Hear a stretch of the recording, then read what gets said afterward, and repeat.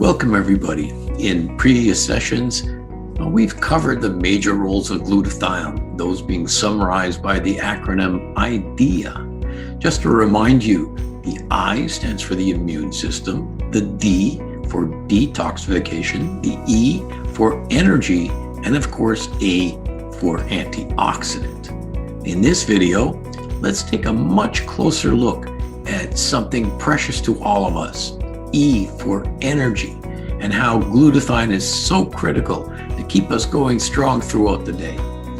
If you want to get more into the topic, feel free to read the chapter on glutathione and energy in my latest book.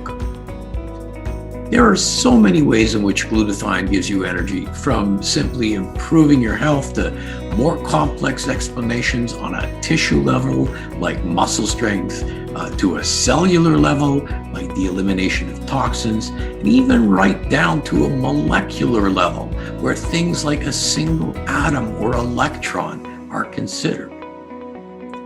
Now, who hasn't felt tired for no reason, or didn't wish to have more energy to get through the day or even the next hour? How many people have actually visited their doctor for a medical consultation and been told, we can't find anything wrong with you, or you must just be getting older, or better still, it's all in your head?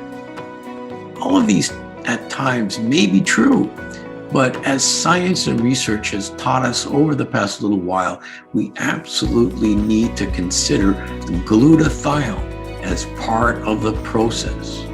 There's so many clinical studies that have shown that glutathione levels are correlated with improved physical performance, with improved mental performance, even with better sleep. But we're going to go much deeper into the actual mechanisms today by which our body, our very cells, derive their energy.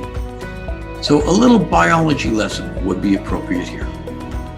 Our body is made up of specialized parts like skin, bones, lungs, liver.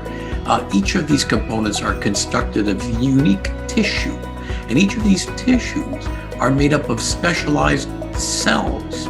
So a cell is a basic building block of your body. But this begs the question, what makes up a cell?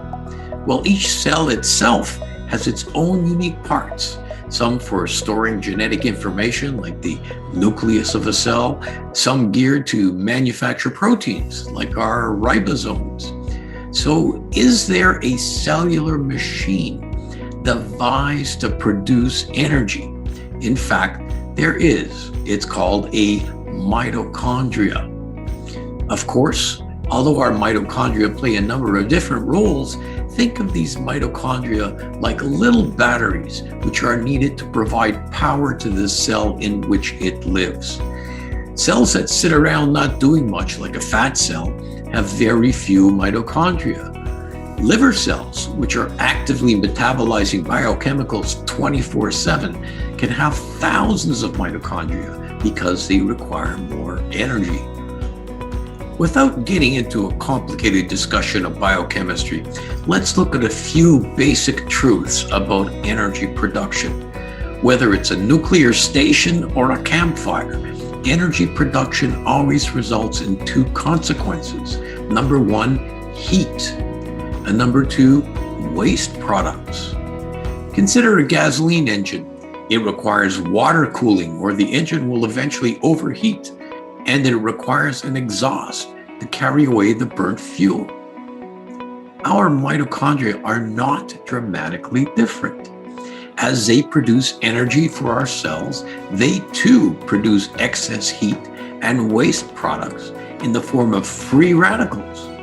Just to remind you, a free radical is what causes oxidative stress, and we've learned in the past that the major substance in our body that fights oxidative stress is our good friend, glutathione. Mitochondria are absolutely dependent on glutathione to handle the heat produced and to neutralize the potential damage done by free radicals and oxidative stress.